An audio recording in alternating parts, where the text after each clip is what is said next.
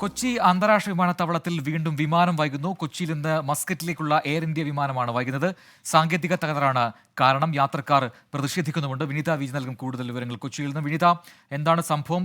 എപ്പോൾ പുറപ്പെടാൻ കഴിയുമെന്ന വിവരം ഇപ്പോൾ യാത്രക്കാരെ അറിയിച്ചിട്ടുണ്ടോ? പ്രജൻ, യാത്രക്കാർ പ്രതിഷേധത്തിലാണ്.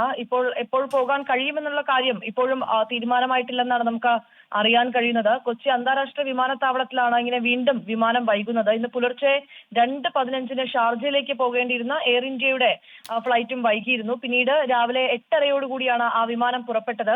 അതിനുശേഷമാണ് ഇപ്പോൾ വീണ്ടും ഇതാ വിമാനം വൈകുന്നത്. കൊച്ചിയിൽ നിന്നും മസ്കറ്റിലേക്ക് പോകേണ്ടിയിരുന്ന എയർ ഇന്ത്യ ഫ്ലൈറ്റ് ആണ് വൈകുന്നത്. സാങ്കേതിക തകരാറാണ് ഈ വിമാനം വൈകാൻ കാരണമെന്നാണ് അധികൃതർ പറയുന്നത്. രാവിലെ 8:30 പുറപ്പെടേണ്ടിയിരുന്ന വിമാനമായിരുന്നു. ഇപ്പോൾ ഈ പാസഞ്ചേഴ്സും ഒക്കെയായി അവിടെയുള്ള അധികൃതർ സംസാരിക്കുകയാണ്. ശരി, വിനീത വിജിയാണ് വിവരങ്ങൾ നൽകിയത്.